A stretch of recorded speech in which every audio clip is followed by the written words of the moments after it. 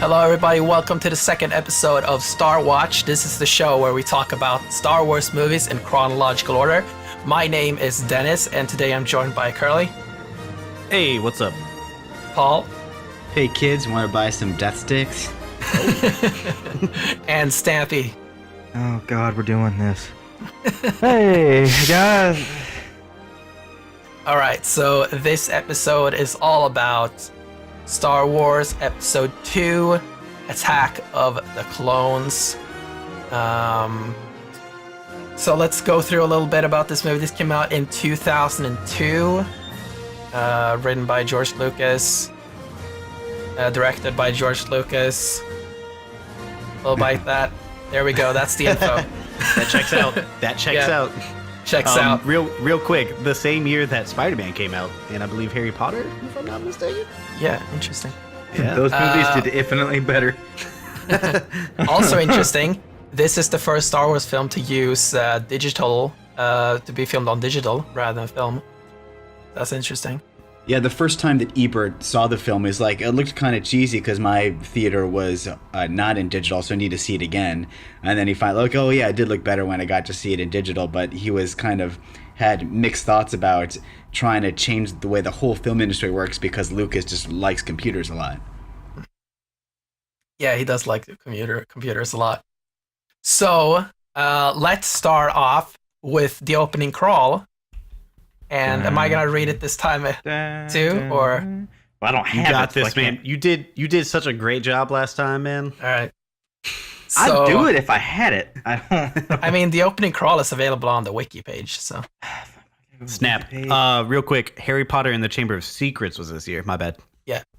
All right. So I'll read the opening crawl again. So here we go. Star Wars. Episode 2, Attack of the Clones. There's unrest in the Galactic Senate. Several thousand solar systems have declared their intentions to leave the Republic. This separatist movement, under the leadership of the mysterious Count Dooku, has made it difficult for the limited number of Jedi Knights to maintain the peace and order in the galaxy. Senator Amidala, the former Queen of Naboo, is returning to the Galactic Senate to vote on the critical issue of creating an army of the Republic to assist the overwhelmed Jedi. So yeah, that is the setup of this movie, and let's get into the movie walkthrough. Okay, I was gonna say this crawl is much more intriguing than the Phantom Menace crawl, in my opinion. What are you talking about? Trade routes? That sounds really intriguing. I mean, taxes and trade federations. The kids are into yeah. taxes. And now we're into mysterious Count Dooku's, and it sounds like a vampire, but it's not really. You know what I'm talking about? He's the only count in Star Wars, so yeah. So something that I found very interesting about this one, and this is something that wasn't really set up in episode 1, so I assume this is something that happened between the 10 years because yeah, this movie takes place a decade after episode 1. It says here that has made it difficult for the limited number of Jedi Knights to maintain the peace and order in the galaxy. So does that mean that like a significant number of Jedi have died between episode 1 and 2? That's a good question. Your Maybe guess it's is just as a good as plot ours, hole? man. Yeah. Apparently 160 of them died. Like, We'll get to that I one. hate this movie. We'll get to that one. And then maybe Anakin kills more that would have been a eventually. great movie to see. You know, who knows? Maybe someone will make an animated series that takes place between episode 1 and 2. I doubt that would ever happen. Maybe Jar Jar Binks tripped over something and blew up a bunch of Jedi. By the way, I read about this. Did you know what this movie was called during production? No idea. What? It was called Jar Jar's Big Adventure. Shut up. Shut up now. Apparently. Take it back. Take it back. It seems like there was an awareness of the fan backlash against the first Lucas one when they made the is second an asshole. one. I mean, that's All right. actually a pretty good one. If it's just to like poke at all the fans, quote unquote fans. Yeah. All right, good. so let's get into the first scene in the movie, which is the first assassination attempt on Senator Padme Amidala. Fucking spoilers. Oh yeah. By the way, that's a good point that you brought that up. It. Yeah. I need to say this before every single movie, and I should have said it earlier. But that is that this show will be including spoilers for not just episode 2, but every Star Wars movie. But we will be focusing on episode 2. But it's basically free reign to mention anything that happens in any other Star Wars movie. So let's get into the first scene of the movie, which is as I said, the first assassination attempt on Amidala. So what did you feel about this scene? How did you think it was as an opening to the movie? So immediately, my first thought was, "Wow, this looks so much better than the Phantom Menace," because of the eight. I'm not a like tech guy or a film guy, but like the CG effects and everything looks so much better than Phantom Menace. And the movie literally starts off with this big ass explosion, which actually I think the visuals hold up very well for being a 2002 movie. And yeah. Oh man, I can't. Oh, okay. So the effects in this movie, or at least in this scene, let's talk about the scene, are good until they get in orbit. It's like, oh man, space, that ship looks pretty good. That's pretty good because it's a practical ship. Oh, okay, that makes sense. And then they get onto the spaceport, and you can tell they're on a soundstage, and there is no props anywhere, and it's all green screen, and the depth of field's all fucked up, and it's like, oh no, oh, what are we in for? Because if you look at the background behind the actors, it's weird. It's just as in focus as the people in the foreground. That shouldn't happen. and it's like, oh, that's not like how there's like it's scan mode. Like literally I can see details in the background that I can see in the foreground because someone animated it back there. I'm like, oh no. The people are walking around and there's stuff around them, but they act like there's nothing around them, like there's no debris. And I'm like, ooh, this is gonna be fun. This is gonna be a fun movie. So yeah. Paul?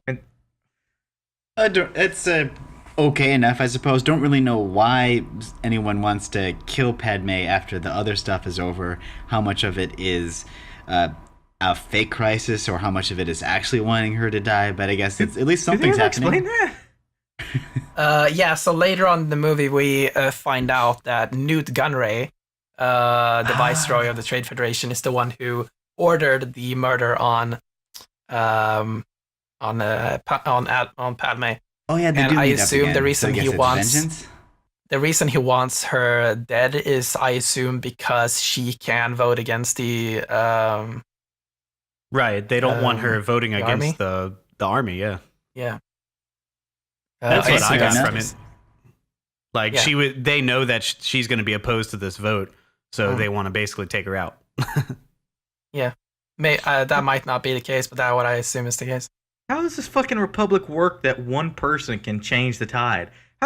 What the hell? It's a pretty big I rule. vote no. Okay, does everyone else vote yes? Okay, cool. So motion I granted. think it's more or less like she has an influence on others, maybe, because she seems to be a pretty strong political figure in the first movie, Yeah, even though she's so young. They But talk about later in the movie as well. Like she was a pretty good queen apparently, because Anakin talks about how they wanted to like restructure whatever the constitution so she could sit as a queen longer. You know how actual queens work? Yeah, but And it shows you how- I assume they call their president queen, so whatever. Yeah, Paul? And it shows you how great great in scare quotes this movie is, when you have like the lovey-dovey eyes of Twilight, but they're talking about political philosophies in the yeah. I'm actually really happy going from the first movie where I was completely confused on how their politics actually were set up. They did kind of dive in and answer some of those questions for me. Like, she's not really a queen. It's more like in comparison to the presidency and stuff like that. I think they explained that a little better. Not great, but it did answer some of the questions that I had. Princess Leia was a princess and then became an admiral, so that was weird. Yeah, that's true. Star Wars is confusing, man. And then a general. I forgot about that. So she went down in rank and then went up. Yeah. All right, so we talked about this a little bit beforehand, but one of the quick things I wanted to note about this is that Padme's decoy that dies at the beginning of this movie during that explosion is not the same decoy that she has in episode 1. The one she has in episode 1, played by Keira Knightley, his name is Sabe, and this one is named Corday. So it's not actually the same character. It doesn't matter at all. It's it's that I guarantee was Kira didn't want to come back. Yeah. I was like, fuck this. It could be easily written. It could be easily written that she was just tired of like getting killed or like attempts at murder on her. That her decoy is just like, man, fuck this shit. I've done this for long enough. It's also maybe she's a little the new bitch. queen. She stopped using. She stopped using decoys. Yeah, something I thought about right now is that like maybe Sabe was like working for her as the queen, and when she stopped being queen, she didn't work for her anymore. So she had to get a new decoy. That could be the case. But she also stopped using decoys. This movie and the next, there's no more fucking decoys. That shit's over. Like, Because she fell in love. why? Yeah. I mean, Anyway. she was right. If she hadn't used the decoy, boy, this would be a different movie. Yeah. So also Luke and Leia wouldn't exist. All right, so let's get into let's get to the next scene, which is this is where we are introduced to the new actor of Anakin, which is Hayden Christensen, and we also get to see an older version of Obi-Wan Kenobi. So this scene where Anakin gets to see Padme again after 10 years. And how did you feel about this scene?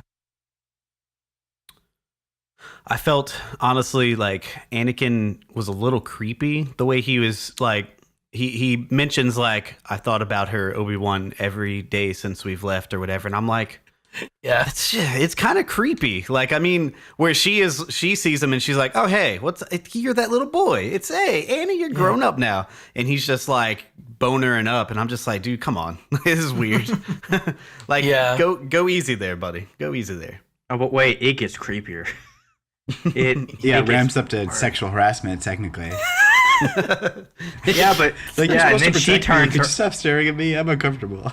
And then it turns around on him. He's like, "Oh, I'll just give up and kill some sand people." It's like, "You killed sand people?" I'm like, "Oh, right. Yeah, sorry, did jump We'll around. get to that. All right, so that scene happens, and they are supposed to guard Padme after that assassination attempt. So then we get to see. Then it goes to night, and and that very creepy scene happens. Like Anakin says, like, "Oh, she turned off the cameras, or at least she covered the cameras or whatever." And he's like, "Yeah, I don't think she liked me watching her." Again, like, come on, man, stop. Subtlety can be great sometimes, man. For real. Like I feel like they went way too heavy with like, yeah, Anakin's got a crush on her. It's like, no, that would have been fine with one like glare at her and being like, damn, Natalie Portman is fucking hot, because she is. Like, that's all they had to do is like her see her older and bigger boobs and stuff. Like all they had to do is like have him look at her and just have this certain look, and that's all they had to do. Like, Except they didn't that have to be like, I'm spying on her in her sleep. Like, except that she's not that much older because it's the same actress. She's only 2 years older, and Anakin has jumped a full decade in time. It's like, you're so much older now, and she's like, what's happening here? Yeah. Last time I saw you were to like Romeo and Juliet, but in an awkward way. Well, yeah, but Romeo and Juliet was creepy to begin with. It was also written back in Shakespeare's time, because Shakespeare. They did some weird shit back then. The attempt at assassination was really kind of cool. I liked that scene quite a bit with the robot in the window and the worms, because like, yeah, oh man, those I think it'd been easier to played shoot her. I mean, that's a good point. Like, why the worms? But like at the same time, Like in my head, I'm like, man, please don't like crawl on her ears or something. I started getting like little goosies. Like I'm like, don't do some nasty bug shit. Like I'm. Although That it's robot not could just have easily why have shot her. Yeah, it's not just why the worms. It's why would the bad guy hire an assassin to hire another assassin to use a worm? Because Django Fett is the best assassin ever until he's not. There's that never bothered me until just now, thinking about. Cause I was like, yeah, the worms are kind of cool, and I was like, wait a minute. That robot has a direct line of sight. It cuts through the window. And it's like, if it just had a blaster, movie's over. Oh, she was shot because the Jedi didn't know shit until she was about to be killed. Thank God Anakin, has got that, rage boner for her, or else she would be dead. Like, I feel something. I'm like, I bet you do, kid. Like, it's like, we know, we get it. Oh yeah. So he comes in and he kind of like just slices up those worm things in a really cool way. It's like, zoom, zoom. Thank God. Dude, imagine if she had like sneezed though. Like, god dang, she'd be dead. She also jumps up when he does it. Like, if he was as clumsy as he is at the end of the movie as he was in this first scene, she would just be in 4 different pieces. Maybe that was Django's plan. It's like they'll overreact and just kill her. Oh, who would have known this lightsaber that cuts through anything would have killed this just little woman here. In all honesty, though, it did look pretty damn cool. Him just like slicing the thing up so quick because like, say what you will about this movie, but man, those lightsabers are flying. Like they are fucking fast as hell in this movie. Yeah. So after that cool thing, an even cooler thing happened. Obi-Wan just spots that droid outside the window, just fucking launches at it. I laughed so hard when he just fucking boom right straight through the fucking window like fucking Superman flying out. Like, god damn. Like, it was cool, but at the same time, like, it was hilarious because I'm just like, who does that? Like, should I get that robot? It'll tell us something. I mean, the robot. He grabbed the robot because he was traveling back to the person who sent it. Right. Also, you think the person who sent it, or it could have been like, "Oh fuck, that's a Jedi," and it's like button explode. Could have done something at the beginning because they were watching it. They saw this happening because it shows them. No, that was the like robot. further. Yeah, she sends the robot away, but I assume the destination is like far away now because after he grabs the robot, like the robot travels for a pretty far distance before they actually reach that bounty hunter who sent it in the first place. Yeah, by the time she saw that there's a Jedi there, she's like, well, fuck this, and shot the robot anyway. Yeah. So yeah, now we get into one of the big set pieces or whatever you call it in this movie, and that's the Coruscant chase scene. So yeah, obviously Obi-Wan kind of launched out for that droid, and he goes towards the bounty hunter, and the bounty hunter shoots the droid, and now Obi-Wan's falling. At the same time, Anakin has gone to get one of the speeders and is now driving towards there, and then he spots Obi-Wan, catches Obi-Wan with the speeder, and yeah. So what do you guys think about this scene? I think it's pretty cool. I like Especially the scene. At the time, it looked nice. Yeah, I like the world that they're on, the Coruscant. Like, it's really fascinating. It reminds me of like Blade Runner for some reason. I'm not sure yet. Like, but like the flying cars, it's crazy, super futuristic, and it's stylish and everything. As far as like the banter between Obi-Wan and Anakin, I thought it was neat. Like, I think some of like the one-liners and stuff reminded me of some kind of like campy Batman and Robin type stuff. And it seems like they've been on some wacky adventures together because he keeps making lines like, "Oh, I hate when he does this," and it's like it's kind of cheesy, but at the same time, it's like, man, this is kind of cool. I like this. Yeah, they have like this sets up that they've been on a lot of adventures during the last 10 years. Yeah, they keep mentioning it doesn't really stuff that show their sounds friendship. better. It just says they are friends. right. They're friends. Be friends. They're friends. And just put some. So now that you mention it, I wonder if George Lucas set up this whole thing just to one up Ripley Scott, the Blade Runner creator. Well, guess what? He didn't. In my opinion, that shouldn't be that hard to one that up. But fuck, man, you got to at least make a good movie first. I mean, Yeah. he does have the awkward sexual harassment. He's got the flying cars. Yeah, but it never goes that far. It never goes that far. It never goes Ridley Scott territory far. But let's get back on track. Yeah. There's no star rape. There's God, that fucking Blade Runner movie's I hate that thing. Anyway, I think Okay, let's I not think talk the about scene is really fun, man. I like Yeah, it. I really like this this scene as well. And so they keep kind of chasing after the bounty hunter, and I didn't think the scene was bad. I thought it was fun. I don't know.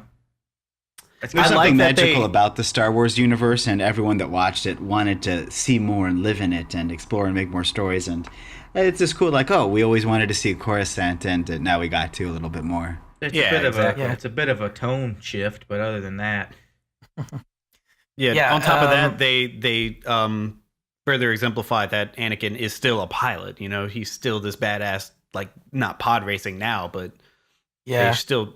I always have love some that Jedi continuity powers make you a good pilot. there. Yeah. I mean, it makes sense though. Like, yeah, You can like feel- like having the Force, it gives you like enhanced like perception of the world around you. So it makes sense that you would be a good pilot. I don't know. Is that the only time he flies something in this movie? In this one, Yeah. Yeah. In this which movie. which is why I'm kind of like, yeah, I like that they at least had him being a pilot in some form or another. Well, they kind of go after Dooku, but yeah, not really. Well, yeah, but in 3, you know that he's a badass pilot because he's just killing people. But in this movie, yeah, I guess this is the only time he like flies really. Huh. oh yeah, so they're chasing after the bounty hunter, and they go into that power coupling or whatever it's called. Right. And I think that was funny, like you say, how ObiWan was saying, like, how it keeps telling you not to go through Yeah, power exactly. coupling. It's like, man, what the hell have these guys been doing? And I found it also be interesting because Anakin is the one who warns Jar Jar in episode 1 about not going into the power coupling Exactly. in his pod racer. Just shows how edgy and dangerous he's become. Yeah. So yes, and after that, Anakin's like, oh yeah, this is a shortcut, and then they apparently lose the bounty hunter, and and they get to this like crossing or whatever, and Obi-Wan's like, yeah, we lost her, like we shouldn't follow them like directly, and Anakin's like, yeah, sorry, master, and like and at the same time it's like eyeing the bounty hunter, like checking out where he is, because at this point they think it's a he while it's actually a she. And then then he's like, yep, just gonna drop off the ship. Yeah. Kind of like the Obi-Wan, like fake committing suicide, jumping out a window. He jumps off this ship. Yeah. I think this bounty hunter would have been very smart just to turn around in that tunnel. Like, yeah, not a that's very true. good escape artist. Just saying. Or shoot the princess. I mean, not princess. To shoot the fucking senator to begin with.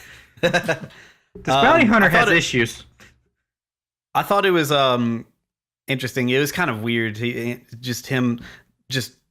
think it's a little absurd to like fall through thousands of feet and hit the exact spot. But I mean, they're Jedis.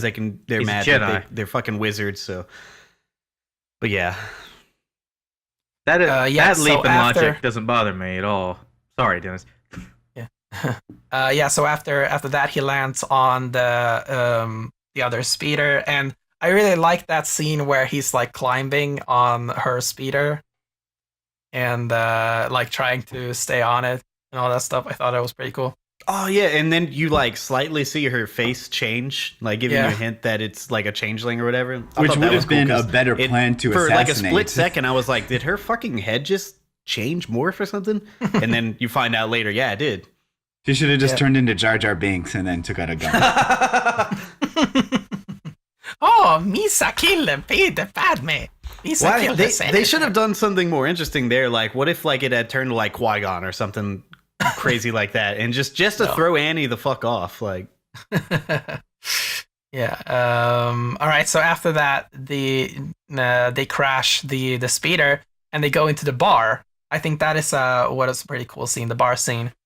How did you feel about the bar scene? Obviously, first of all, one of the more iconic moments of the bar scene is when Obi-Wan gets to the counter and the death sticks, dude, that you referred to earlier, Paul.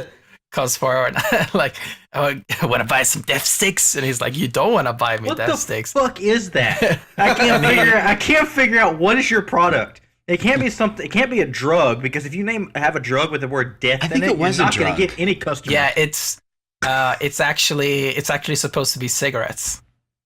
That's so stupid. That's actually really funny. Yeah, the reason why George Lucas added that scene into the movie is because he is strictly against cigarettes. So he wanted to. Yeah. So yeah. No wonder no one smokes in the Star Wars universe. They're called fucking death sticks. Want to buy some death sticks? Oh fuck no! I don't want to buy. What do you mean? Obi-Wan had another good moment before that where Annie's just like, "What do we do?" And he's like, "I'm gonna go get a drink." And it's just like, "Oh shit!" Yeah. I jumped through a window today, motherfucker. I got problems. He's like, "You're the fucking reckless one jumping out of ships and shit. Go find them. I'm gonna go get a fucking drink." And then, of course, the mind trick thing with that dude. He's like, "You're gonna go home to your family," and he's like, "I'm going home to my family." Yeah, it's fucking great. So last week we pretty complained about the characterization of Qui-Gon, about, why is he such a jerk? But here you see that this guy, he's trying to be nice to people that he just meets for a second, but he's also willing to cut someone's arm off a second later, too. Right. That's true. So, some interesting trivia about this particular scene. So in the background of this scene, you can see quite a few... or at least one very recognizable actor, and that is Anthony Daniels, the person who plays C-3PO. He actually walks around. He can be seen somewhere in this scene. That's cool. And like, you can also spot at least, I don't know how many daughters George Lucas have, but at least two of them can be spotted in this scene. So yeah, there's some pretty interesting... Just fun stuff. I'm hoping they're not like the scantily clad ones. I know one of them is when Anakin walks around. There's like a purple alien with like one of those like tentacle head things that looks at him. Huh. Interesting. I didn't know that's that. one of them. I don't remember which was the only one. The older one, I know the older daughter is in the movie. Might not be the same scene, but I think it was the same scene. We are at about 35 minutes, just to let you know about time. Yeah. All right, so let's keep going to... so after that, they capture the bounty hunter, and Obi-Wan gets the mission to go after the bounty hunter and all that stuff, and Anakin gets the mission to protect Padme on Naboo, and they travel as refugees to Naboo. So let's get to the entire thing that happens on Naboo. How did you feel about all the stuff that happens between Anakin and Padme on Naboo? Terrible. It feels... I mean, because we all know where it ends up. Like, we know that they have kids together because we've watched the original trilogy. It feels so unearned, their chemistry. Well, their lack of chemistry, that is. It just... Yeah, if you compare it to Han Solo and Leia, it's in a different ballpark. Yeah, it just feels like, man, we need to get from point A to point B. Let's just, I wish they would have been more subtle with Anakin. And it's like, if that were a real woman, she would have been like so put off by that. But somehow, fuck, if you compare it to just Luke and Leia, it's in another ballpark. Like fucking, like shit. This is it's so weird, and it's so forced, and you can't blame the actors because they obviously don't know what they're doing. Natalie Portman, we know, can act. Hayden Christensen, I do know, can act. He's just kind of gotten a short end of the stick recently, but fuck, it's like they're trying. It's like we're supposed to be lovers, right? Huh? Yeah, that's my issue. Isn't really Eat the this performance. space apple. It's just the way that I guess writing, directing, I don't know, but Both. It's like, yeah, I mean, it's just like we need, like I said, it's point A to point B, and let's just have a scene where they're falling in love. It's just like, but why? There's no reason for. I mean, I get Anakin looks up to her. He was a little kid when they met. You know, crushes like that happen, but why would she fall for him? Like, I just don't get it. Like, he just seems like such a douchebag. Like, You know, people give Christopher Nolan shit for like they think he's a little bit of a robot. It's like he doesn't understand emotion. I think George Lucas has never met another human. Like it's like it's how did he meet his wife? Like fucking how did this work? I killed some sand people. It's like what? Why do you think that was gonna work? I'm gonna say that something that I think have been a very like overly reacted to scene of this that happens here is that when he talks about sand, like that is so overly exaggerated on the internet. Like Yeah, everyone complains about that. Like, oh, the sand is so rough, but you're smooth, Padme. Yeah, people talk about like it seems like he talks about sand for fucking 30 minutes. No, like it's what happens is that like Padme kind of talks about how what they used to do as kids there, and then they'd lie on the beach on the sand to let the sun dry them, and then as a kind of reply comment to that, Anakin says like I don't like sand, and it's like, all right, I don't feel like it came out of nowhere. I don't feel like it was reminds that him of slavery. Yeah, well, like it's not I that it think comes it's out that of nowhere. weird. It's that the way he says it is really weird. The way he touches her creeped me out. Like, It's like Yeah, oh, that I was love weird. sand, stuff like that. He goes, I hate sand. It's rough and it's core. And he like touches her, and you're like, what is about to happen? What's happening now? And then smooth like you, Padme. it's like he almost has like this emperor voice man. to him. It's really weird. Let me tell you about the sand. It's like, Like, I like the idea of him, you know, correlating that to, you know, sand reminds me of home. Like, they should have done more of that rather than him like touching her. It's just, again, like, it's creepy. All right, so let's jump over to Obi-Wan's detective journey, is what I call it. Although So in yeah, one sense, with the romance, you could say that Lucas was ahead of his time because Twilight was huge, Kylo Ren was huge, with the sulking bad boy. He had a great idea, just didn't execute it very well. yeah, that's true. Yeah. All right, so Obi-Wan's detective journey. I thought this was a very cool scene, like how he is trying to figure out the thing about Camino and all that stuff. meet Like the he tall goes- people. Yeah, like he goes to like the archives and he talks to Yoda and all that shit. It's like dude, this planet doesn't exist, man. Dude, this is probably my favorite part. Like, one of my favorite parts of the movies is just Obi-Wan being a detective and being like, Yeah. why the fuck's that planet missing? And Yoda's like, bro, I don't know. You better check that shit out. Then and a little like, kid helped just- him. Yeah, exactly.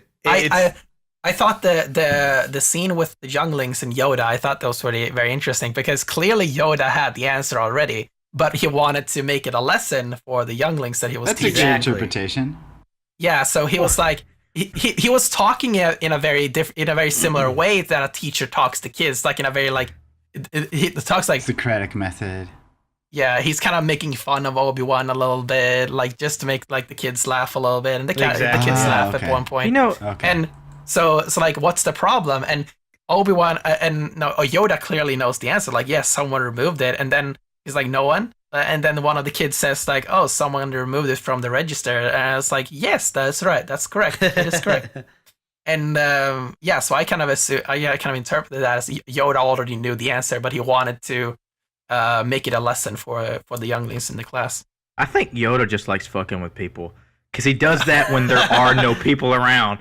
He does that when he's a goddamn Force ghost in Episode 8. He fucks with Luke for no reason. It's like Yoda. It's like, dude, this stuff is time sensitive. If you could just, you know, tell Just us what the tell fuck's me. going on. All right, I so, love it, though. I love it. Yeah, I really like that. he's such a all that. green little prick. He's just.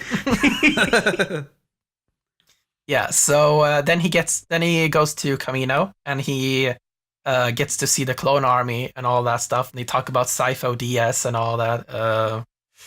So yeah, apparently what happened, as Kerley was confused by this, I'll may as well talk about it. So yeah, apparently what happens is a Sifo DS who died 10 years ago. 10 years ago, guess what happened then? The invasion of Naboo, episode 1. So kind of my interpretation of what happened is that,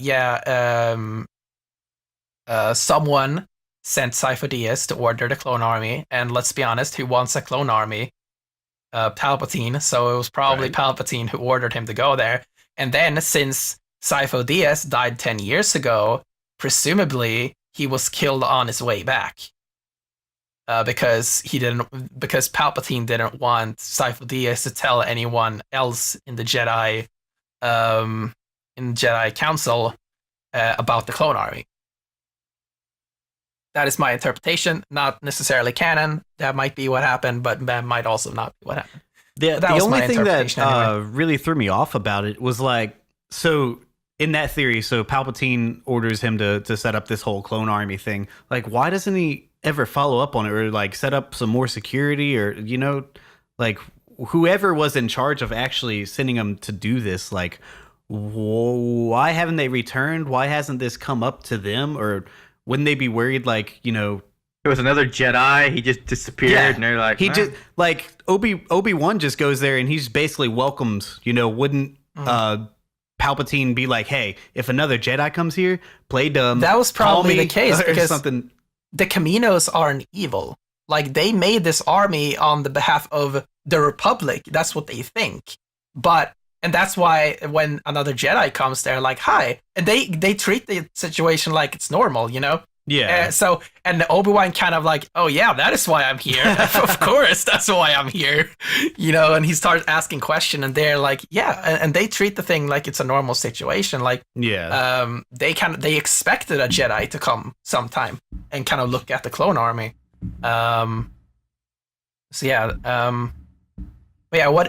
did you think about the first seeing the clone army and how similar it looks to the Stormtroopers and all that stuff? Do Stormtroopers have a soul? Is it more moral to blow up a Death Star full of clone Stormtroopers? I don't know. Exactly. I think it was an actually successful line in a movie with bad writing where it's like, oh, are you here to see the army? Well, yes, of course I am. And he has to roll with it. It was kind of cool. Yeah. Quick question. Are the Stormtroopers clones? No. Stormtroopers are not clones. So where do the clones go? I don't fucking know. Find out next time on episode 3. But I know that Stormtroopers are not clones. They are. They have never been clones. If they were clones of like Django Fett, they would have better aim. Just saying. Yeah. Actually, I just figured this out. Like, they have accelerated aging, so it's possible that just all of them died after the Clone Wars. I think that's really depressing. No, there's a thing where they had like babies and stuff too. Like, they stopped using clones. I think Rebels goes into it. They stopped using clones because they were too. They were better than droids, but they were too manipulative. Like the Emperor. The Emperor was able to manipulate a whole clone army with one fucking order. And it turned on the Jedi, and that's what killed all the Jedi. And then he got rid of the clones because that could be used against him. So he got rid of them. Execute Order 66. That's one of the coolest scenes in the trilogy. Yeah, they just disappear. But the Stormtroopers are not clones because Finn was a Stormtrooper and he's not a clone. Yeah, but that is like 50 years later, though. I really do like taking kids and raising them themselves. The Obi-Wan and Django Fett meeting, though, that scene was kind of tense. Like, it was kind of cool. I don't like the Boba kid actor necessarily. It was like, hey, were you at Coruscant? You're like, no. I would have rather them had been, like, they mentioned Boba, but don't have him. He didn't really actually serve a purpose up until the very end when he picks up the helmet. That would have been fine, but, like, I liked that. But, like, the Obi-Wan meeting Jango was kind of cool. And that wasn't his helmet. Oh, that had his dad's head in it. Well, yeah, I mean, that's what's weird. I mean, hey, Dad. It was still a cool moment. I honestly, my favorite part of the movie probably is the whole Obi-Wan at, what is it, Camino? Like that whole section of the movie was really fun to me. I liked that. Yeah. All right. So then we get to the Obi-Wan versus Django Fett fight scene, which is very different from a lot of fight scenes in the Star Wars series because it focuses on like hand-to-hand combat rather than lightsabers and weapons. It was finally somebody non-Jedi going toe-to-toe against a Jedi and actually winning. Yeah. Like that was cool. You know what's weird about the Fetts? They show up and are usually the most formidable foes there. Like, no one can beat them. They're either too smart or Jango is just too physically adept at combat. And then they go out like punks in the end. Like, We'll get to how they go out later like on. fuck, man. I mean, they're basically like fucking Batman. Like they've got all these gadgets. They're really efficient in martial arts and apparently guns. I don't really know, but Yeah, but unlike Batman, they die. So I really like Obi-Wan's kicks that he does, like fucking kung fu kicks. Like dude, it was awesome. Also, why doesn't he use the Force? Is there a reason he doesn't just choke slam this motherfucker to the ground with his mind? Because Jedis don't choke people. Really? Because that happens. Luke even does that later. Also, not choke people. Choke slam is different. He doesn't just use the Force to stop him. There in this movie, I realize that they kind of forget how to use the Force a lot of the times. They're in these chains, and at the end, why can't we get out? Oh man, we can't get out. We just use trickery and whatever. I'm like, why don't you just? I mean, Anakin Force does do like a fucking- forced backflip. Like, yeah, or he could pick that damn thing up and throw it across the. They have the ability to move shit with their mind, and they refuse to. It's like Anakin loses his lightsaber. It's like, oh no, I can't do nothing anymore. And I'm like, motherfucker, just go. I don't know. It seems weird that they conveniently forget how to use like the best ability ever. So there's a line that Yoda fight, says though. something along the lines of like they don't know that we can't use the Force or something like that. I don't know what the line was specifically. Yeah, but Yoda is that talking is, to Windu. Yeah, that's later on after they lose. It made sense. No, that is earlier. It made sense to me when they fight other Jedis. Why you won't use the Force, except every time they fight another Jedi, they're always throwing shit at each other. Whether it's Empire Strikes Back, where Darth Vader literally picks up like a trash can and throws it at Luke. Yeah, but he talks specifically about a scene where Mace Windu and Yoda is in a room together, and Mace Windu says, like, I think we need to tell the Republic that we have failed to use the Force. And Yoda says, like, if they don't know, they can't complain, basically. I think that means use Force. I don't know if they meant the Force, because they do use the Force. Also, Yeah, Yoda I says think it was- something about not being able to see the future, except he straight up does see the future. Something weird. It was like There's- clouded by the dark side. It is. Yeah. Makes it impossible to see the future, and then like one of the movies is literally about seeing the future. So, okay, all right, whatever. So let's move on to. Anyone want to say anything about the? Oh yeah, one thing that I specifically want to note about this fight. That is after they escape in the Slave One. Obi-Wan follows them with the tracking device, and then outside of Geonosis in the asteroid field, they shoot a bunch of rockets and shit at him, and then he escapes, and then Obi-Wan gets away by throwing out the spare parts and all that. And something that's very interesting that George Lucas specifically stated that Boba Fett learns something from this battle that he later uses in Episode 5. If you guys remember when Han Solo, Luke, and Leia tries to escape from the Star Destroyer by following through with the garbage that they release. Boba Fett They chases escape, him. and Boba Fett sticks the Slave One Tracker. to one of Oh, the to Slave the- One to the one of trash to the escape. trash things, And that is the exact same thing that Obi-Wan does in this scene. So he basically learned to do that because he figured out how Obi-Wan was able to kind of get away from their attack. Obi-Wan never would have been in that problem if he just would have picked up Django Fett and thrown him into the goddamn ocean. We're later outside of Geonosis and I know, but I said he never would have been there if...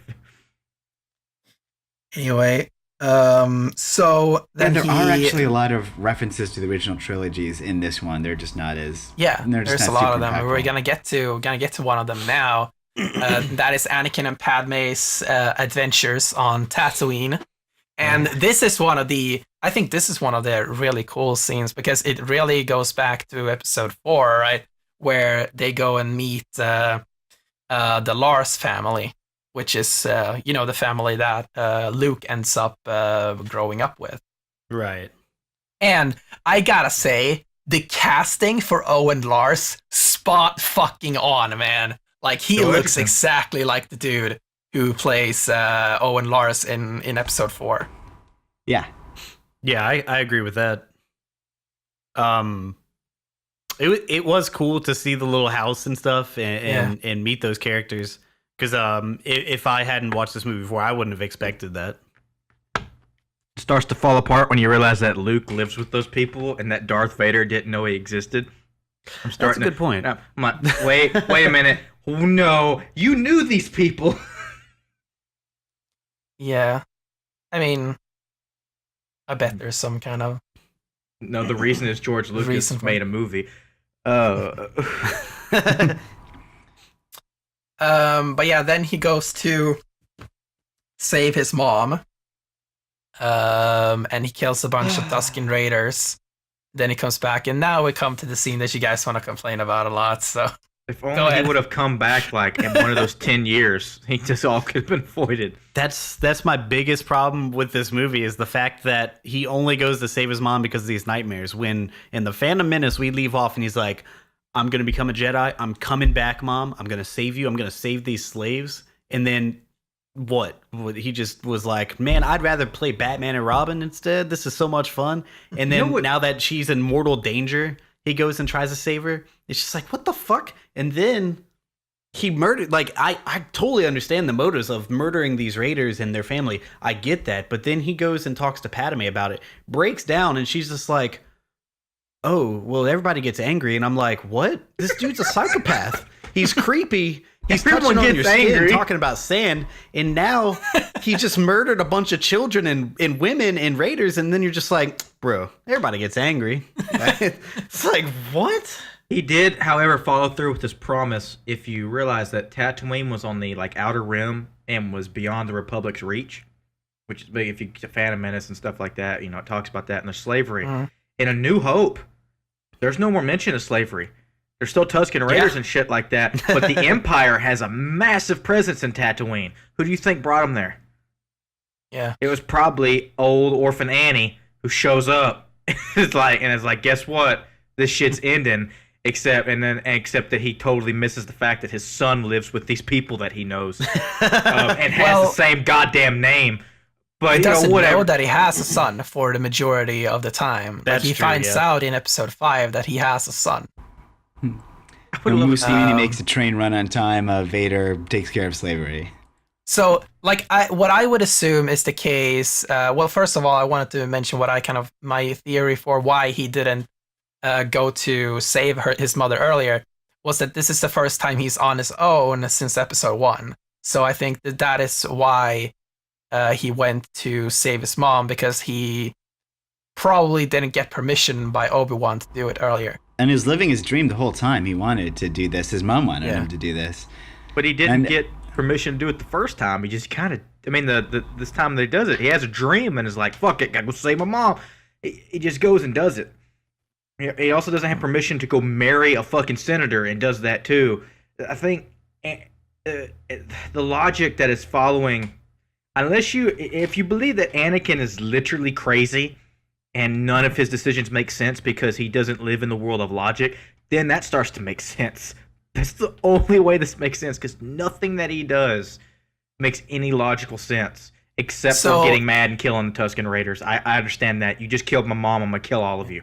Like So that, as to why, I want to talk about what you're talking about, like, okay, well, how come he didn't know that Luke Skywalker was in the home that he had actually visited? Is that, and this is obviously my theory, not canon. But what I would imagine is the case, like as you said, like yeah, Tatooine has become an imperial planet since after and no slavery and all that stuff. And I would say like the only and obviously Darth Vader doesn't know that he has a son and a daughter. And I would say the only reason he never went back or has ever sent any like guards to go check on that house is like maybe he just didn't want to bother them because he remembered like that they were nice and to him and all this stuff. Like maybe that's the case. Something like So that. he didn't know like there was anything to look for. but yeah, there's like he but there's maybe like he realized that yeah, I don't want to bother you because you were nice to me or whatever, you know. With Padme and Anakin, I think they both saw Anakin as a special, chosen, great guy. Like he's rising, he's going to do something great. But he's also struggling with anger. So it's like, of course he has this destiny, but it just gets twisted into some dark side stuff too. That's one problem I have is like in the Phantom Menace, every one of the Jedi Council are so trepidatious of Anakin and his ridiculous powers and how he seems almost clouded in some kind of weird darkness. And then again, like they don't let him go on his own. They don't like maybe offer to help save his family, or you know what I mean? Like if Obi-Wan didn't give him permission to do it, that's just fucked. Like this Jedi Council's already on eggshells in the first movie, and in this movie they're just like, nah, go out on your own. It's fine. You're good. We trust you now. Yeah. It's just like, man, what? Also, the whole letting him doesn't stick with me because they don't have the power to stop him. That not only is he like one of the most gifted pilots in the fucking galaxy, he's goddamn Darth Vader, and when he wants to do something, you cannot stop him. Well, he's not Darth Vader yet. No, but he has that power. He had that power when he was a goddamn kid. Remember, he's kind of saved. Like remember By accident. he was like accident, or is it the Force? You don't know because George Lucas doesn't. But the thing is, it's like Anakin Skywalker at this point in time does know he has a power because they're still scared of him. And if the Jedi Council is scared of you, there's a reason for it. There's no reason to be scared of someone you can't defeat. There's only a reason to be scared of someone if they can defeat you. Like no one was really scared of the Chancellor. Like, oh, this little old bastard, what's he gonna do? But Anakin Skywalker shows up like, this kid could kill us all. And it's like, no, he's gonna be the savior. And it's like, where'd you get that from? I don't know, some old legend. Like, I don't know, All right, never let's really explain that. Let's keep moving to the next scene we're gonna talk about, and that is the ObiWan lands on Geonosis. He finds out a bunch of stuff about the Confederacy of Independent Systems, the Separatists, and he then gets captured by Count Dooku.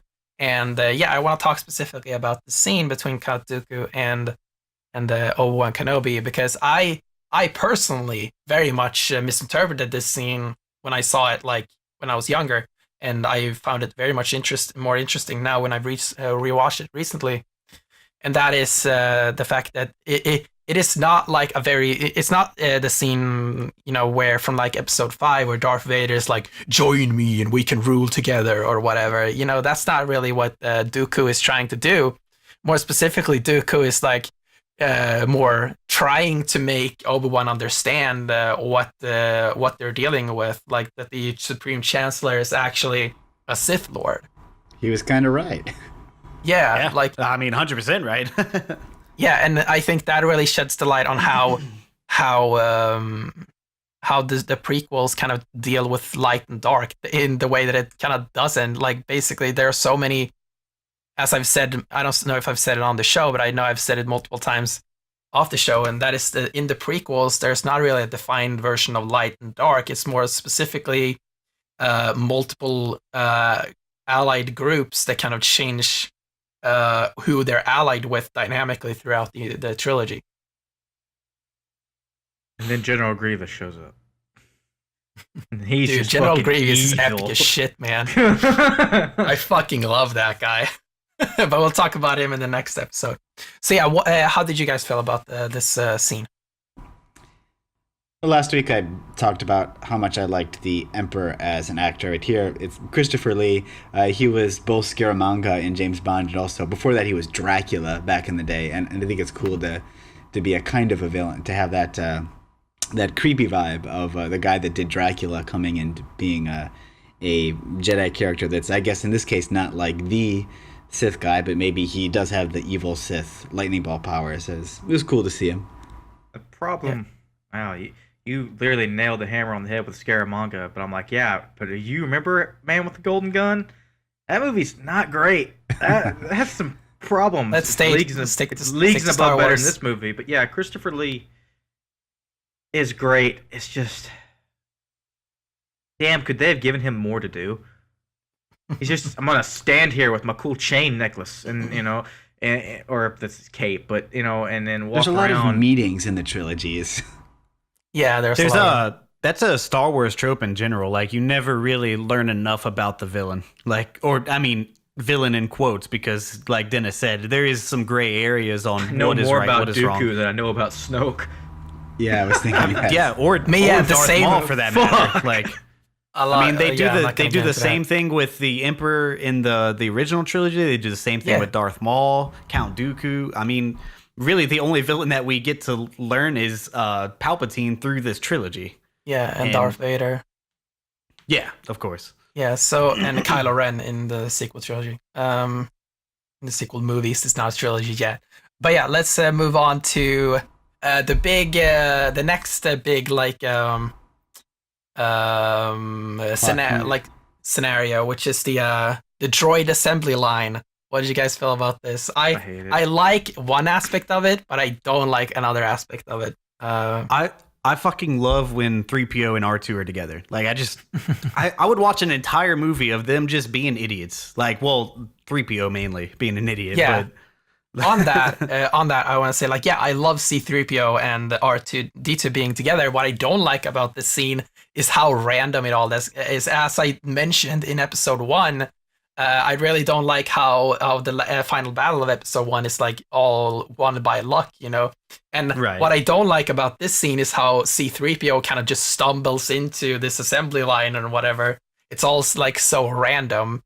But yeah, I do love how he comments on everything, and he's like, "Oh my," and all this stuff. But yeah, I really don't.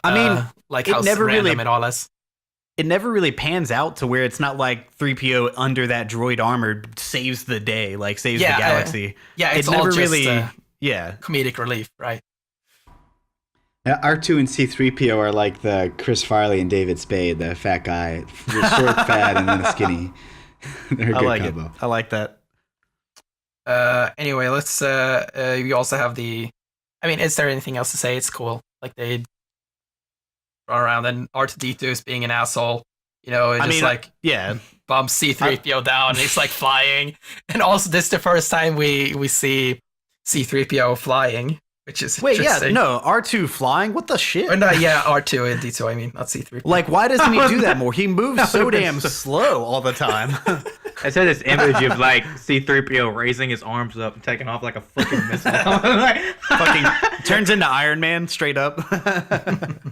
All right, so there's not really. I don't like that he can just fly all of a sudden. I forgot all about that. But I don't like that he forgets how to do it. I like how much of an asshole R2-D2 is. Like, there's even a plot point like, yeah, R2-D2 knows what happened in the prequels, but C-3PO doesn't. Right. Like, his mind gets wiped.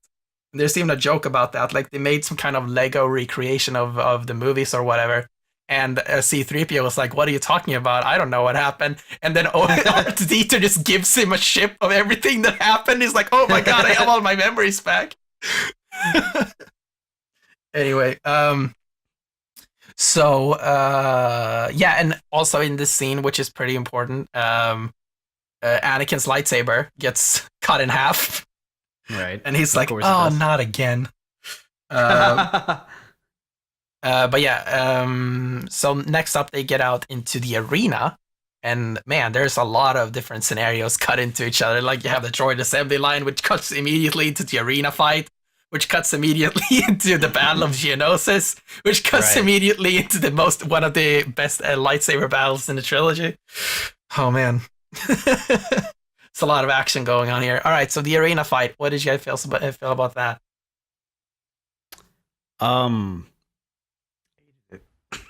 I like that Padme is resourceful, and like Anakin again, he's just a bumbling idiot, and he's like, "What about Padme?" And Obi-Wan's just like, "Dude, she's got it. What the fuck?" And then she gets like clawed and half her clothes ripped off, and I'm like, "Come on, man, what?" Yeah, but it's acted so poorly. This is my main problem with these damn movies. They can make it work. You can make bullshit work if you believe it. No one believes anything that's going on. They're obviously acting around shit that's not there, and they don't know how to do that. That's a skill that you have to kind of learn and practice with. Otherwise, it looks like you're just walking around nothing. Fucking Natalie Portman gives off one of the most unbelievable screams ever when she gets clawed. It didn't really bother me. Yeah, that didn't bother me at all. Yeah. Well, it's terrible, and I'm not alone. I was in just that. more confused on why they have to like rip her shirt halfway. Like, because George Lucas wants to see naked Natalie Portman. What do you? I mean, so do I, and so does Anakin. But like, again, subtlety. Come on. No, not Lucas has no subtlety. Anyway, the fight scene itself. Let's talk about it. I love the monsters. I love Padme's resourcefulness, and I love again Anakin and Obi-Wan's banter back and forth. I like that. I like how everyone escaped from their handcuffs in a different way. Right. It's not like, okay, I uncuffed myself and now I'm gonna go uncuff everyone else. Like, no, everyone just got out of their situation in a different way. If only I could use the Force to take one of these pillars and just kill one of these goddamn monsters, or do something. It's like he does use the Force. He does use the backflip. But why? Use the goddamn Force. You're a Jedi. Well, this could all be solved so simply if you just use the Force. No wonder 160 of them died in Geonosis. They all were stupid. All right. So what happens next is that a bunch of Jedi come in, like a lot of Jedi. Or no, before that, we get to see Mace Windu, and he brings up his purple lightsaber. Right, dude, that lightsaber's fucking awesome. Just saying. Yeah. Mace Windu's underserved. Yeah. So do you guys know why he has a purple lightsaber? Because he wanted one. Yeah. In the Samuel Jackson said, "I want a purple lightsaber." And special request. Like, okay. So when Samuel Jackson asks for something, you deliver. Damn it. So what happened was that during the arena battle, Samuel L. Jackson was worried that you wouldn't be able to spot him in the fight because everyone had blue and green lightsabers. So he asked George Lucas, "What if I had a purple lightsaber?" And George Lucas says, like, "No, all Jedi have blue or green lightsabers." And but he said, "I'll consider it." And then when Samuel Jackson came back for reshoots, George Lucas showed him the scene, and they showed that he had a purple lightsaber. You know what's funny about I like where Samuel Jackson's coming from. It's like, they won't. How will they know who I am? And I'm like, I'm sitting over here like, I don't know. There might be one big thing that might stick out. I'm not sure. Probably the only black Jedi, maybe? I'm thinking maybe you would stick out a little bit, because he does. You said that whole round table, and you're like, one of these things is not like the other. I mean, then again, there are literally like alien, like, well, I mean, everyone's alien in Star Wars, but like they have like tentacle face dudes and weird. That's true. Different but species. If you notice throughout almost all the Star Wars movies, white people seem to have a pretty good grip in this galaxy far, far away. Like, that's it for the originals, man. Like there's generally like a token black character. Yeah, now, like Lando in the doesn't originals, show up until 5. Yeah, like in the originals, like there are basically no black people, no women. Like Different Leia times, is basically different the times, only guys. woman.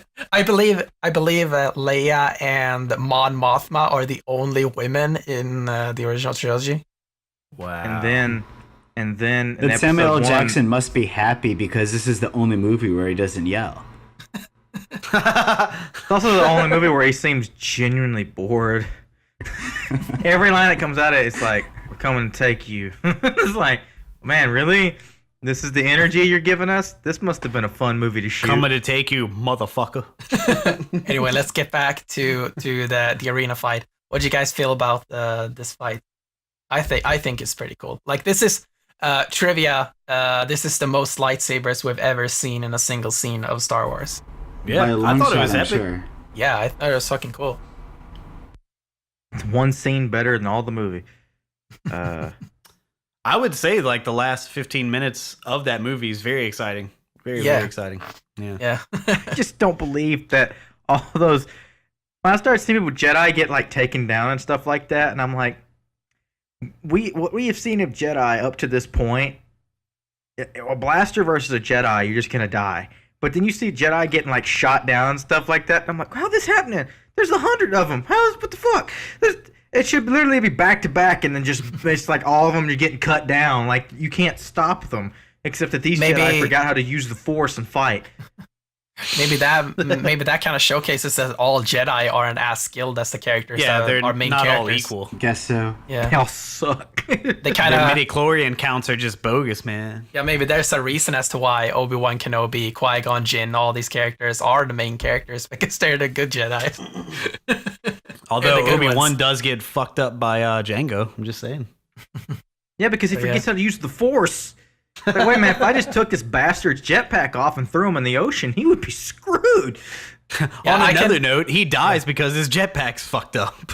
Yeah, So I it's found that interesting. Like that Jedi who kind of jumps up on that elevated location where they all stand. Like he's up there. It's like, fuck yeah, I got up here, and then like, oh, and then he falls down. It's like, oh man, sorry. Also, Jedi back suck in to the prequels. back to the Django thing on how him and Mace Windu basically go head to head, right? So does that so there was like a malfunction on his pack, right? He gets hit by one of those monsters that try to kill him. Oh, okay. Because I didn't really. I don't know if I missed it or if it happened too quick. But all I remember is seeing like him trying to fly away, and he basically gets screwed over. Yeah, and then Mace Windu just fucking comes and fucking Yeah, it slices his decapitates head off. and just leaves his head there for his son to pick up. Just like, Yeah. God damn, Damn. that got dark real quick. But yeah, then all right. So let's just quickly move over to the Battle of Geonosis, and the appearance of the clones, and that is, I gotta say, that's fucking epic as shit. Like this dropship just comes in, and Yoda is standing in it. It's like, he's fucking standing there with a bunch of clone troopers next to him. So that was like, All thanks to Jar Jar. yeah. Oh man. But yeah, then they just kind of fly through and they fight a bunch of shit, and you get to see a bunch of epic shit with just like Jedi standing with their lightsabers out in the middle, in the center of these ships with a bunch of clone troopers in them. Just looks cool. But yeah, then they drop off. They go to Dooku, and they Sounds like a cool club. yeah, they go to Dooku, man. Dooku. Club Dookie. Club Dooku. Yeah, so then they show up next with Dooku's trying to escape, and Obi-Wan and Anakin shows up, and Obi-Wan's like, let's get him together, like I'll do this, and Anakin's like, no, fuck that, I'm gonna get him myself. And Anakin just fucking launches at him, and then it's like, oh shit, my Dooku arm. can do force lightning. And he just fucking pushes him out of the way, and then Obi-Wan has to fight him himself. Again, it's like some of the complaints Anakin has is he's like, oh, Obi-Wan never lets me do my thing. He doesn't trust me. It's like, well, that's because you're a fucking idiot. Like, you do stupid shit. He tells you so many times in the movie, hey, don't do this, don't do that.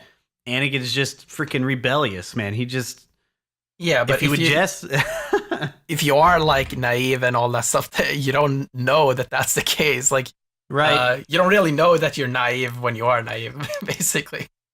That's true. Yeah. It's just like, man, that could have been George so Lucas much better. in a nutshell. Yeah. What do you mean it's just how love works? He killed the sand people. Paul? All right, you're still here. Yeah. All right. Yeah, so then something that I found was very interesting in this scene is that there's not a lot of music in it. Like the music in the background is very like just like very like tribal drums in a way. It's like, Right. George Lucas, John Williams just gave up. Like, I just can't do this anymore. Play the love theme again. I mean, it's really all just building up to the really cool part. yeah, And the you music kind fucking of explodes. after you've seen Yoda show up, you kind of realize that like, oh, this is not the cool part of the fight, you know? Yeah. But yeah, then Obi-Wan gets struck down, but he doesn't lose any limbs or anything because he didn't lose any limbs in episode 4, so you can't make him lose any limbs. Yeah, it's weird. He gets striked by the lightsaber twice, but like did he just get like grazed or what? Like Yeah, Dooku doesn't like slice him off, like slice anything off or anything. Because he became Yeah. a better Jedi or something. And then Anakin, then in a fucking awesome ass move, like Dooku's about to fucking strike Obi-Wan who's on the floor, and Anakin just fucking launches like zoom. Like that's fucking dope shit, man. he learned that from jumping out the window from seeing Obi-Wan. And then Obi-Wan just like force grabs his lightsaber and throws it at him, and then we get the fucking awesome ass scene where Anakin has 2 lightsaber who's like fucking slicing at Dooku with. What do you guys? So yeah. Yeah. That was a badass moment, but then he still gets his ass whooped. Yeah. And this is where he loses one of his arms. A lot of limbs do get chopped off in the series. Yeah, specifically in episodes 2 of something. But yeah, that's very interesting about episode 8. I don't think anyone lost any limbs in episode 8. But you were also Nope, got encouraged cut in to. half. That's true. Yeah, that's true. That counts. Yeah, but Bitch. yeah, you were also encouraged to kill the past in episode 8. So, We'll get to that one. yeah, Kill it. we'll get to that one later. All right. So next up, when they're both on the floor, then you start hearing like.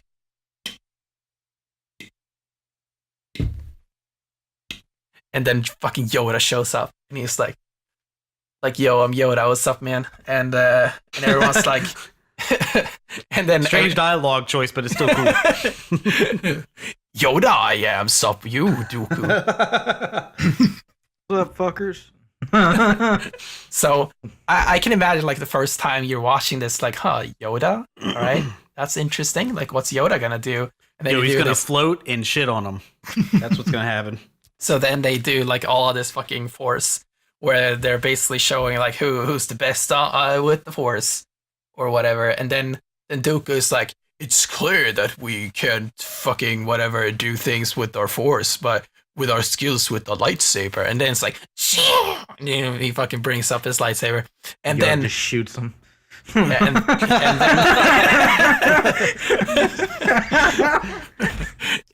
but yeah, then comes one of the fucking most awesome moments in the entire series, and that is just this like slow sweeping shot of Yoda, and you're like, oh, what's gonna happen? What's gonna happen? What's gonna like? Basically, this is the thought process of what's happening the first time you're watching this. Like, what's gonna happen? What's gonna happen? What's gonna?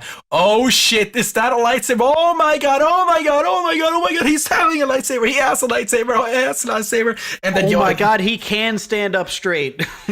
yeah. And then you're like, okay. Oh my god! Oh my god! Oh my god! And then Yoda goes like, meh, and then you see that. Oh my god! He's doing flips. It's not just one flip, it's like 3 flips at once. That is Yeah, such that a was badass kinda fight cool. scene. I Yeah. fucking love that scene. God, I wish they would have Indiana Jones did and Yoda just shot him when he pulled out the lightsaber. Skills with the saber. My only complaint there is I wish it were just a little bit longer, but I mean, there's something to be said. Again, I think My wife says that a lot. Leave you wanting more is never a bad thing. Just saying. I guess y'all just missed that joke. No, I heard. No, I just grazed past it. I wish it was a little bit longer. Oh god. All right. So Oh, I'm losing it. yeah. So it ends with Dooku like fucking throwing a thing on Obi-Wan and Anakin, and Yoda's like, You oh shit, straight no. up bitched out, dude. Yeah. He bitched out. Come on. Yeah. That Dooku escapes, and then we get to the ending Dooku. with Dooku, whatever. I've heard you call him like 6 different things. Goku. Dooku. shows up, fight Yoda. The ultimate Sith Lord. Count Doki Doki. Yeah, Doku Literature Club. Darth Goku. Anyway, so then we get to see the scene where Obi-Wan says like, oh yeah, he says something like, I gotta be honest, like if it wasn't for the clone army, this wouldn't been a victory. And Yoda's like, victory, this was not, or whatever. And it's like, the shroud of the dark side has fallen. The Clone War, begun. The Clone War has, and then you start hearing like the you start seeing like all the clone troopers like marching. It's like, oh, that's the title of the movie. Yeah. And if you don't know the runtime of this movie, are you like, oh my god, are we in for like another 2 hours? Because the Clone Wars just started. It's supposed to be Attack of the Clones. Then the movie fucking ends, and you're like, well, that was stupid. What just happened? And then you get to see the Supreme Chancellor Palpatine just watching over his new army. And this scene is obviously with the Imperial March and like all the troopers. It makes you very, very much think about the original trilogy with the Stormtroopers and all that stuff. I fucking love their use of that theme in the movie. Yeah, we'll talk about that in a little bit. We're almost done with the entire plot of the movie. So everything ends with this nice transition from the Imperial March over to Across the Stars, which is that love theme. And then you get to see the secret wedding between Anakin and Padme, with C-3PO and R2-D2 being the only witnesses. And then credits roll. Yeah. Like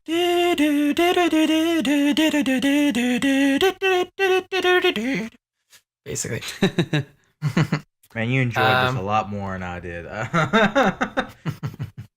But yeah, as you were talking about just before I finished this off, like there were some very interesting things done with the music in this movie, which is every time Anakin starts going closer to the dark side, you start hearing the Imperial March kind of creeping up in the background, which is really cool. And every time Anakin and Padme's relationship gets closer and closer, you start hearing the Across the Stars theme kind of creep up in the background more and more throughout the movie. And then obviously the movie ends with the Imperial March in full force that then transitions into Across the Stars in full force, which is really cool. Yeah. There was also good observation about the music. That part when the Imperial March part where Annie's going psycho, killing women and children. Apparently, you can hear like Qui-Gon Jinn yell like "No" or "No, Anakin, stop" or some shit. Yeah, which is another good use of like subtle like music and sound design and stuff. Yeah, now we're in the trivia section. This is actually a very interesting thing you brought that up, and that is during the scene where Yoda is kind of sensing that something is happening, something terrible is going on. And he's sitting in that room, and Mace Windu comes in. And during the scene, you hear Qui-Gon Jinn say, Anakin, no. And this is apparently Qui-Gon Jinn's Force ghost trying to talk to Anakin. Guess so. It's Is there interesting. Force Ghost? What's happening? So yeah, I thought that was very interesting. I read that Yeah. when reading about this movie. Because yeah, and it's kind of a little tease if you know it's a Force ghost, because in episode 3 you later hear that Obi-Wan learns about how to become a Force ghost from Qui-Gon. Right. That's really cool. What's interesting is if you have the closed captions or like the subtitles on, it actually says like Qui-Gon Jinn parentheses Anakin no or whatever. Because I can't watch movies without subtitles. I'm like half deaf. You know what's weird? Is when you realize that Force Ghost can actually manipulate the physical realm. It's like, why didn't he stop him?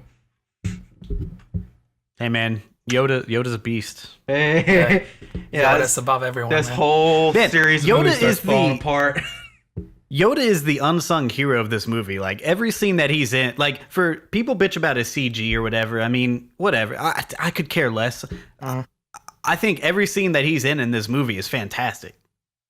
Everything Yeah. he says is fantastic in this movie. Yeah. Speaking of Yoda, actually, something else that I read is that the only reason Yoda didn't have a lightsaber earlier was because they had actually tried to use a lightsaber with puppet Yoda, but it didn't look good. So Right. the only reason why Yoda didn't have a lightsaber up until now is because Heck, CG a Yoda Muppet was with able to use stick. lightsaber. Yeah. And yeah, as we mentioned last episode, Yoda was originally a puppet in episode 1. And again, about that, the reason why he was a puppet in episode 1, because they had actually tried to make him a CG Yoda in episode 1, but it failed because the technology just wasn't there yet. So the same team pitched a CG Yoda to George Lucas before the production during pre-production of episode 2. And I was like, yeah, this looks good. Let's use it.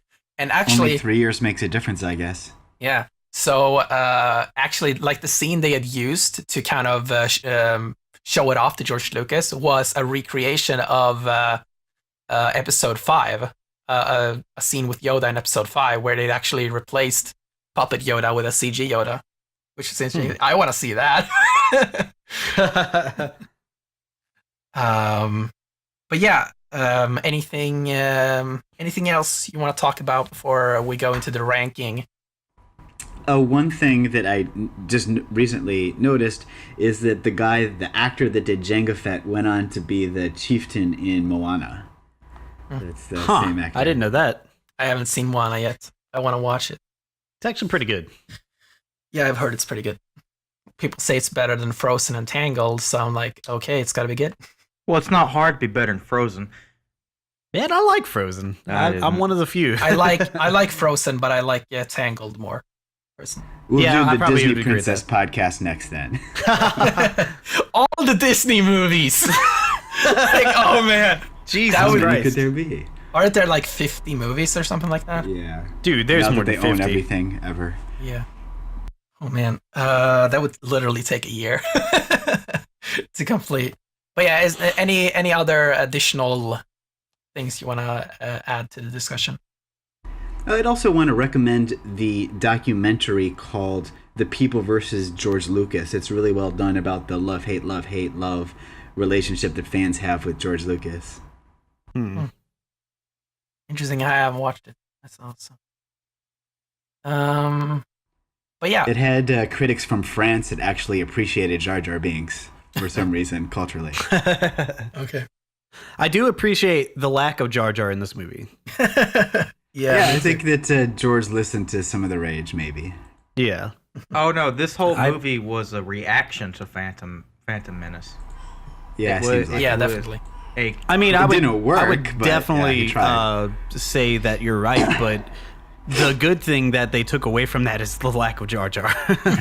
If if there's something, got rid of Jar Jar, he put more Jedi than you've ever seen before. He wanted to get the fans back on track, and somehow made a worse movie. I don't know. Did you realize that almost all the new aliens other than Watto were kind of gone? That were introduced in episode 1? I did like how they had the Trade Federation guys back. Yeah, but Yeah, they there's have very very- few speaking roles. Yeah, very. Which very is fine conspicuous. though. I mean, Yeah. they don't really need major parts in that film, Yeah, but like- the fact that they included them still was pretty cool in my opinion. Yeah, And they the still trade- had the jank ass mouths that are like Power Ranger villains. Yeah.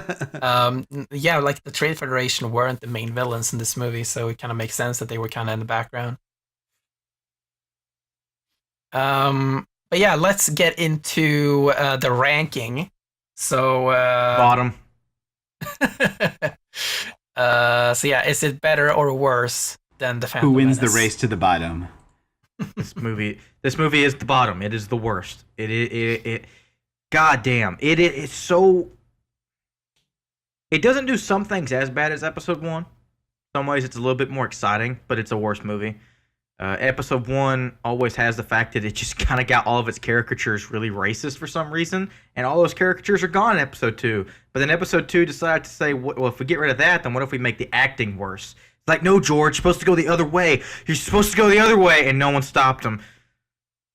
All right, so who votes for the Phantom Menace being better than the Attack of the Clones? I do.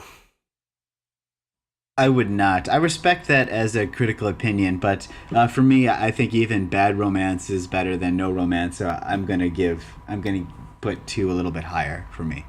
All right, so that means we have 2 votes for Attack of the Clones and 2 votes for Phantom Menace. How do we solve this? So Are you serious? Here's where What do I you mean here's where I bad stand romance on is it. better than no romance? You ever gone through a divorce?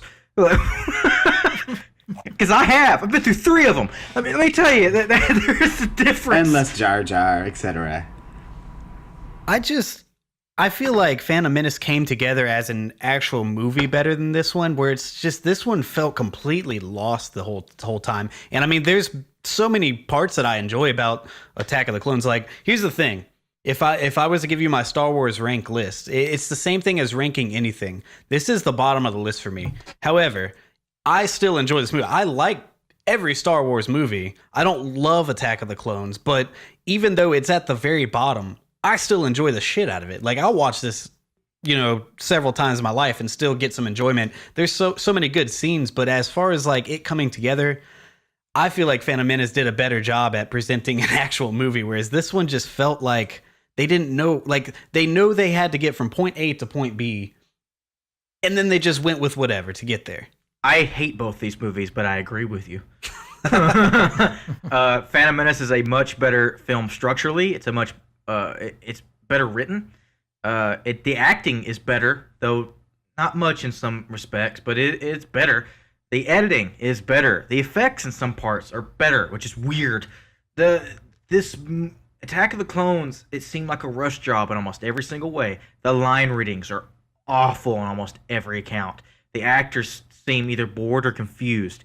The structure and editing is terrible. It jumps from one scene to the next, and you don't know what's going on half the time. There is crazy tone shifts. The romance makes no sense because there is no romance. It's forced.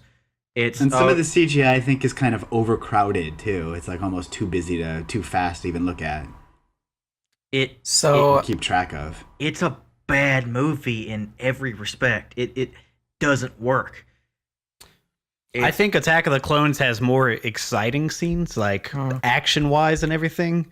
But as far as like the story goes, it just doesn't come together for me. And I just hate the fact that Anakin's story doesn't make sense. Like, it doesn't make sense that he forgets about his mom or slaves or whatever's going on. The important parts are just so breezed over, whereas the Phantom Menace doesn't necessarily have to worry about that as much because it is the quote-unquote beginning of it. And it's basically setting up the foundation for this, which I think it did a good enough job, whereas this movie needed to carry that forward, and it just did a poor job of doing that, in my opinion. Yeah, like the main reason why I rate Attack of the Clones over Phantom Menace is because, like I said in the last episode, there's just so much random and the luck in the Phantom Menace, which I don't like at all. And yeah, so that's kind of why I like Attack of the Clones more. A lot of luck at Attack of the Clones. Not really. A lot of these Jar Jar doesn't fall on his fucking That's head true. and just But here, okay, drops a bunch of bombs. Like, how I know a lucky shortcut. are you that 160 Jedi forget that they're Jedi and know how to use space wizardry? Django Fett is the luckiest fucking bounty hunter in the world until he's not. When ObiWan forgets that he knows space wizardry, that he can move shit with his mind. Oh, no, this dude's flying. How would I stop a flying dude? Oh, that's right. Bam, he's dead. I'm a Jedi. Because it makes no sense. Because other Jedi later in the movie do use the Force and figure out how to do shit. There's a whole cool fight scene where Yoda fights Force shit with the Dooku, and they have to stop because they're both evenly matched in regards to the Force. But Jango isn't, because Jango's not a goddamn Jedi. None of the droids are goddamn Jedi. In Episode 1, the droids keep getting the shit kicked out of them because they fight Jedi who just put their hand up and they fly against the wall and splatter. But the Jedi in this movie forget. They'd forget that they are the elite warriors, that they are these guys who know how to do shit that other people can't. And they die for no reason because they can't use their powers. It's So weird. yeah, I get your point. So again, another vote. Who votes for Phantom Menace being better? I do. Wait. Oh, for better? I thought, okay. Yeah, Phantom Yes. Menace being better. Okay, Phantom Menace, yes, is better than Attack of the Clones. Paul? Well, if we need to Phantom Menace or decide Attack of the during this discussion, Yes. I think I could be swayed, because even if my opinion would put 2 higher, I think, like, as with some objective movie things, it could be possible to say that 1 was actually better. So I think it could be swayed if we needed to decide during this discussion, and if we needed to do a tiebreaker, I could move my vote over to Phantom Menace, I think. All right. I guess we'll put Phantom Menace at number 1 then. So we got Phantom Menace at number 1, Attack of the Clones at number 2. Obviously, the grand champion. It's going to stay at the top. I'm sure isn't. Because next week, Episode 3 is skyrocketed to the top like it's nobody's business, just for sure. Speaking of Episode 3, what do you guys remember of Episode 3, and are you excited to see it again? Yes, I'll I'm just very excited. answer in one word. No! I loved Episode 3. I'm excited for the war scene. It's got some of the best choreography in the films. Like I was saying, the only reason why there could be a standing fight for Episode 2 is it has some really exciting, what do you want to call it? What's the fucking word? Set pieces. It's got so many good like set pieces and action.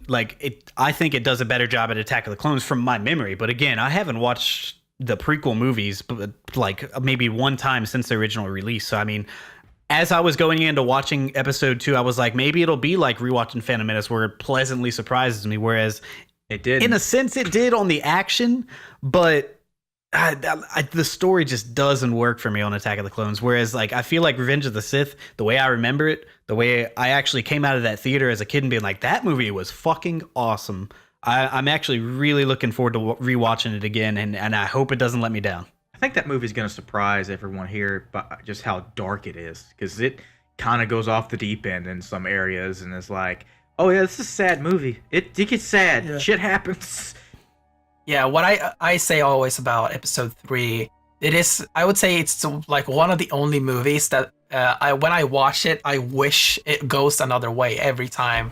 Like, watching Anakin fall to the dark side is painful every time. Like every time I say, like, please don't go to the dark side, please don't go to the dark side. But in the back of my head, I know it's a movie. you I already know can't it. change what happens, but I still hope it happens. You Over know, here, It's like do watching it. Better Call Saul when you know where it ends up, but you're still like, man, I wish this could fucking turn around for this guy. Do it. And Yeah, that's a good. if I a agree. movie It's an does that interesting well, comparison. like that's just good storytelling and good performance and everything. I mean, Get him. do it. Do it. Do it. All right, so that's it for Star Watch Episode 2: Attack of the Clones. Thanks for watching. Thanks for watching the movies with us and joining the conversation. Go to the comments. Tell us what you thought about Attack of the Clones. And where can people find you, Kerley? I am at Kerley Studios, Kerley Studios on YouTube, and also Kerley Studios Gaming. And you can follow me on Twitter at Kerley Studios G. All right, and Paul, where can people find you at? Twitter is at Taotenzua, and if you happen to be going to McCarthy, Alaska for a vacation in the summer, I'll be writing movie reviews for the print-only newspaper there. All right, cool. And Stampy, where can people find you? You can find me on YouTube at Stampy Nose Gaming, or on twitch.tv/Stampy Nose Gaming, or over on my Twitter at Stampy Nose. And that's KNOWS. So many people keep, before we started putting the links, people thought it was NOSE.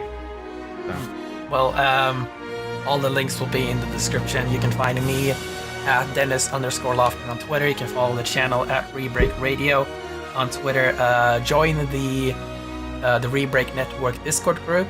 The link to that will also be in the description. And we'll see you next time on Star Watch, Revenge of the Sith. And may the Force be with you. Yeah. I don't like sand. It's cool.